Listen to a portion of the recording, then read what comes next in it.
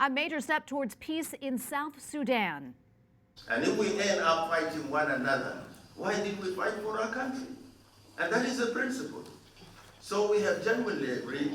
I believe, as we have been talking to our brothers on the other side, let us have peace. Let us recommit ourselves to peace. The South Sudan government and the Opposition Movements Alliance have vowed to recommit to a truce agreement. Both sides called Pope Francis's act of kissing the feet of the South Sudan leaders last April a great example of reconciliation and peace. The promise comes after a meeting with the community of Sant'Egidio.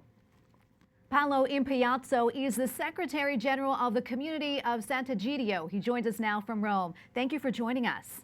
Thank you for inviting me. What is the declaration and how did it come about?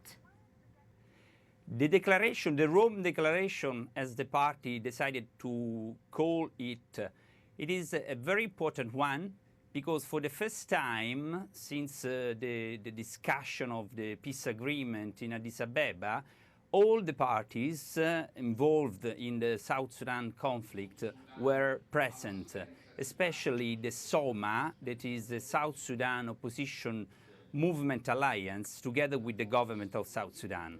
And I think it's a very important declaration because the most important achievement they reached is to adhere to the cessation of hostilities signed in December 2017 to avoid any further confrontation, armed confrontation between the signatory and non-signatory, and to create a conducive environment for a political discussion on the root causes of the conflict. And we can also add that they reaffirm their will and their readiness to allow humanitarian organizations to reach across the country the civil population affected by the war and by the natural disasters.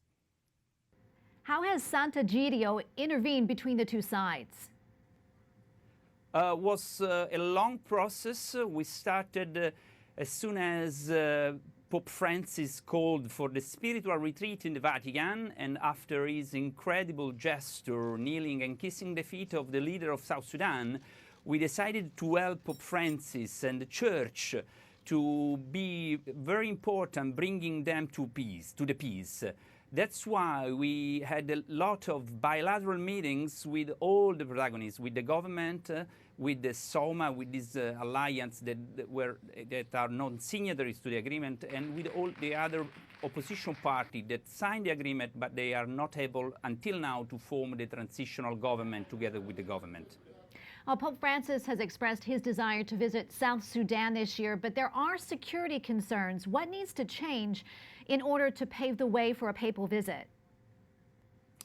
I think that the most important things are not the security issues, but the political achievement. I think that Pope Francis has expressed his will to, again, his will to go to visit South Sudan, but I think that we need political development, the formation of an inclusive government so that he can go and visit all the people of South Sudan. So this is just one step towards peace. What happens after this?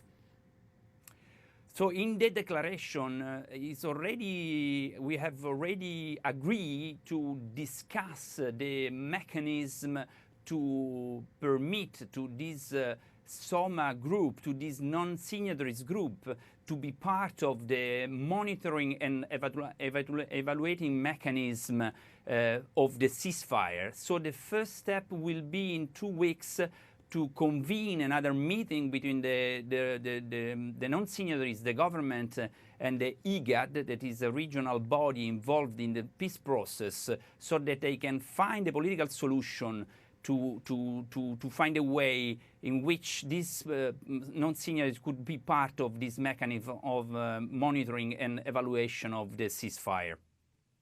Paolo Impagliazzo, Secretary General of the community of Sant'Egidio, thank you for joining us. Thank you very much for inviting me again.